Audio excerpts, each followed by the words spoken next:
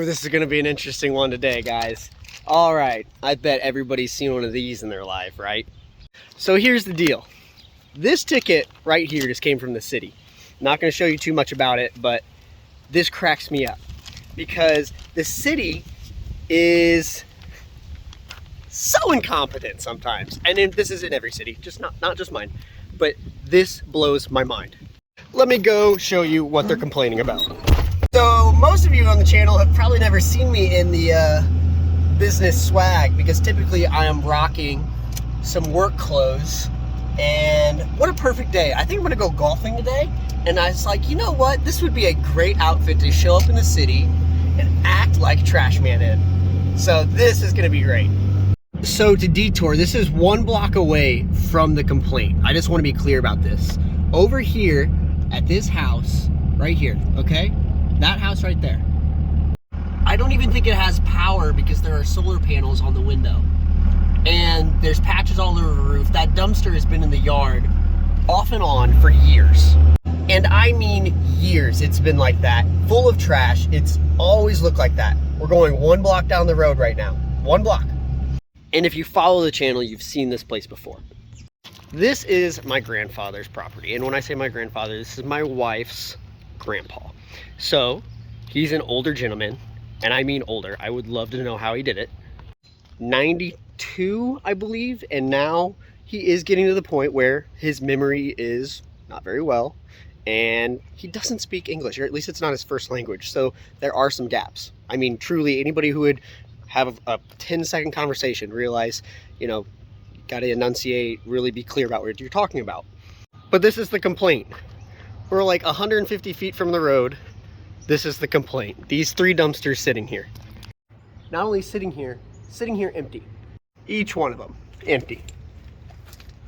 So what I have gathered is at some point, who knows when, a warning was dropped off from the city code inspector to my grandfather, and nobody saw it. Nobody in the family. Somebody is at the house every day to see him. Nobody ever saw it. Now, if you were investigating or you were about to cite somebody for maybe a business operating in a residential area, wouldn't you call the phone number that's plastered on the side of every single dumpster? That'd be the first thing you'd do. Let's call this. This whole thing could have been resolved with 1 phone call. All right, so I'm blocking the more sensitive information here about my grandfather's house, but then you'll also see this address right here for 524 Payson. The only reason I'm showing that is because I've never had a dumpster here, and I think the logic behind this is they saw a dumpster, not even sure it was mine, sitting at this address. The problem with that is I have no record of this ever being there, not one, and I keep track of every dumpster that's dropped. And so then it goes on to say, you know, the defendant and leasee and person in control of my grandfather's address failed after proper notice was made to discontinue the use of the property for purpose of refuse container storage and hauling. And that is, you know, the inspection office right there. Again, why would you not have called the number on the side of the dumpster? Somebody had to have handed that man a warning. He does not have a license, doesn't speak English, clearly is older. He is not operating this business. Clearly is not. So somebody, I mean, this is just negligence at its finest. And I'm furious. Here's the best part though. The person who did the most work in this, the police officer, he was awesome. So family friend, or, you know, acquaintance, whatever you want to call him. He's been great to my family, my wife's family for years. We all know him personally. Well, he reached out to one of the brothers, or, you know, one of his sons, and says, hey, I have a citation for your dad, but I do not think he understands what it's for. I think you need to call the city department and try to get this taken care of. Otherwise, he has a court date. And everybody's like, for what? No clue. So the whole purpose of these dumpsters sitting here, as you some may realize, my shop is 15 minutes away. That shop is, you know, convenient for a lot of things, but not when I need to turn dumpsters over really quick. So these dumpsters right here, this is the most I ever have here at once, 3, never more than 3. And they are never here for more than 48 hours. So every one of those dumpsters will have been moved. One might come back, But within the next 48 hours, every one of those dumpsters will have been moved. So they're not sitting there a long period of time. There may only be one, sometimes there's two. And there's no difference between that and somebody that owns a lawn care business or a landscaping business that has a dump trailer just sitting in their driveway, or has their entire trailer loaded with all of the stuff they need for the next day, because they're actually operating the business out of that place. I'm simply setting these here for small periods of time. But the worst part is, this is quoted in here as failed after proper notice to continue the use of the property for purpose of refuge container storage and hauling. The problem is, yes, it is storage, but if you actually read the municipal code in that section, it says nothing about things being stored in your driveway. There are laws in this town about storing or about leaving things in the street, which we never have done. So I'm about to head down to the court case. Courthouse. I'm trying to settle down because I'm very frustrated. I've taken this very personally.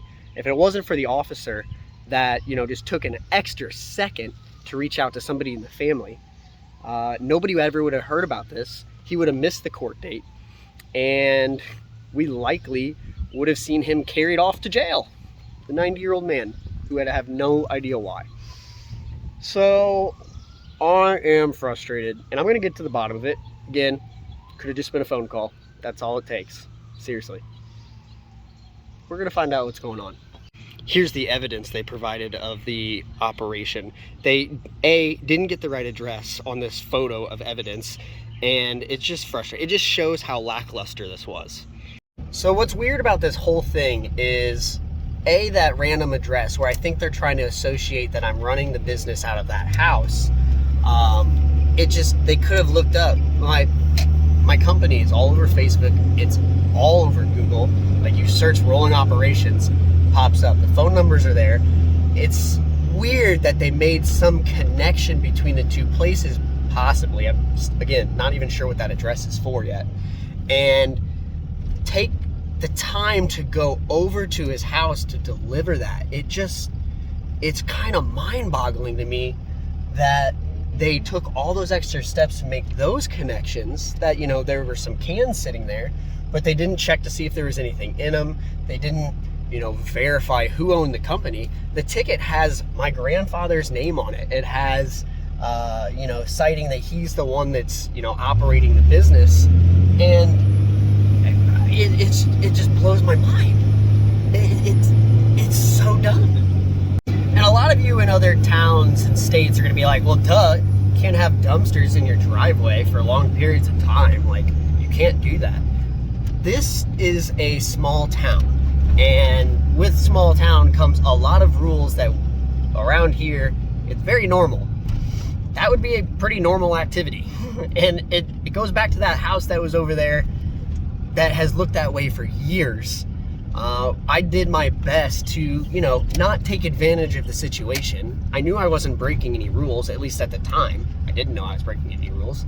And I still was curious and made sure those hands were clean before they sit there. Oh, I'm just so mad. We're just gonna get this figured out. I'm so pissed.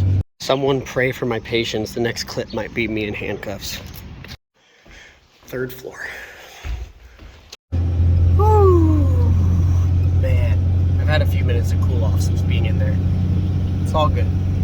So I have the warning here. This is the original warning that was apparently sent to him, which again, he never opened probably or saw, and nobody in the family saw it.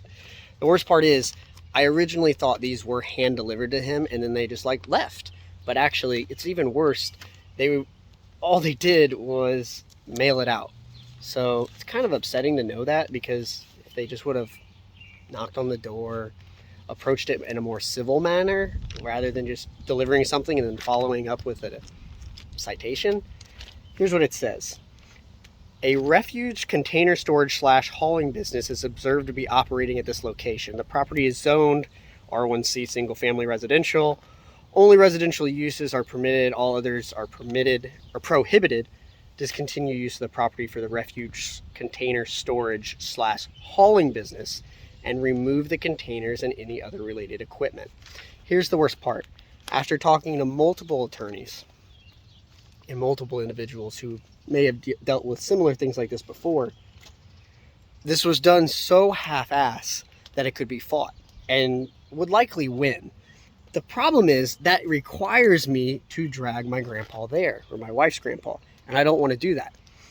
So I went in there, explained the whole situation to him, expressed my frustration from the beginning of like, man, this was kind of lazy. My grandpa received this, and the only reason we found out about it was because one of the officers of the city took literally 30 seconds to reach out to one of the other family members and be like, hey, you know, like, I'm dropping this ticket off, but your dad does not understand it, and I'm afraid he will miss his court date if nobody else addresses this. You should probably talk to somebody at the city.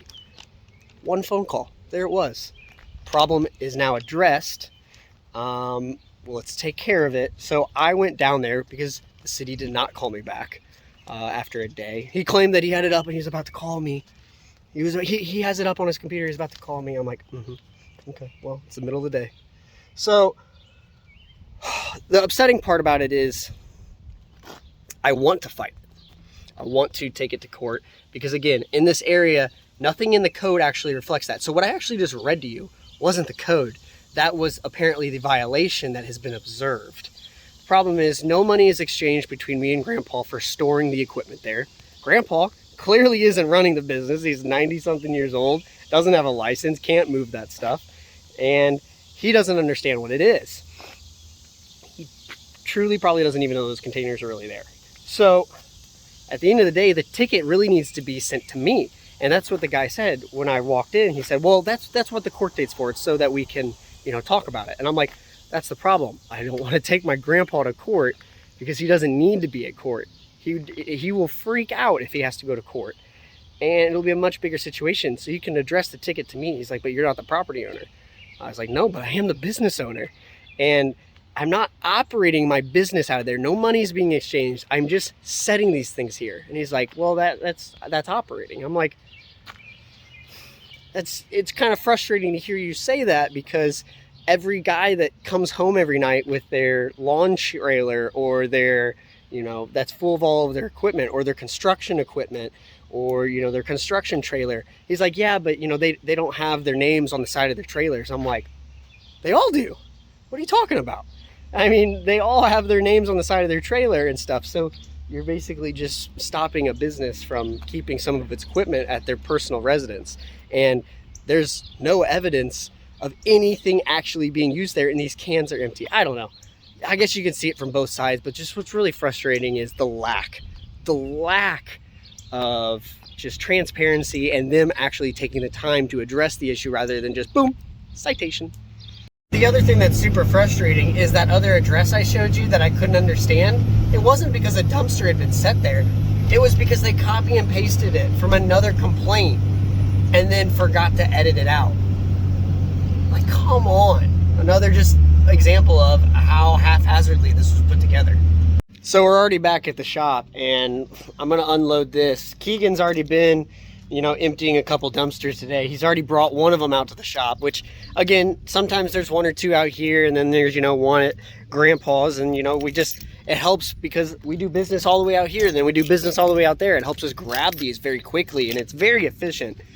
So I think the other thing that's really frustrating is his story didn't add up when he was telling me like how this came about, because I am pretty cordial with most of the neighbors. So I'm just like, so, you know, where did this come from? Again, this is really frustrating with the person down the street, you know, seeing how their property is and seeing how, you know, nice or, you know, how courteous we're trying to be with just setting these here and only periodically and keeping them away from the road and never having trash in them. He's like, oh, well, apparently there's a neighbor complaint and then there's video of you coming in and out of the property. I'm like, okay, yeah, I come in and out of the property. I have lunch there every day with them. That's like my ritual. I go over there, I check on Grandpa, I sit with the family, and I have lunch.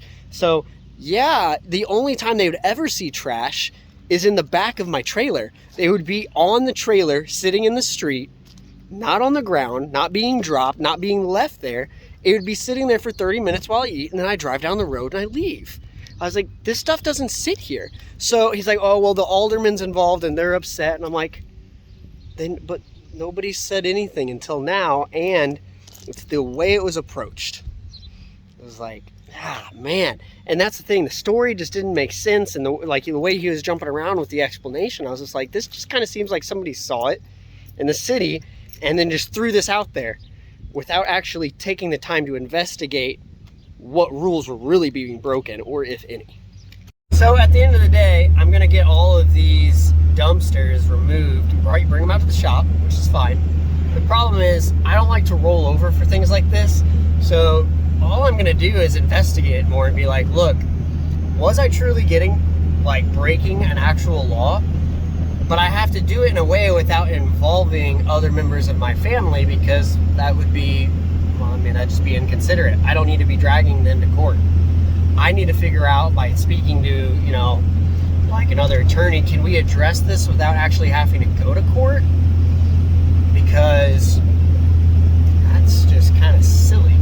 And at the end of the day, rolling operations just might have to have multiple locations. You might have to go get a commercial space. It's just much more expensive in the hometown I'm in versus, you know, 15 minutes out here, 20 minutes out here to the shop. It just saves a lot of time dropping those on the ground for a few hours at a time, picking them up, and then dropping them off somewhere else for the actual customers. So again, it's just, I understand what the city's saying.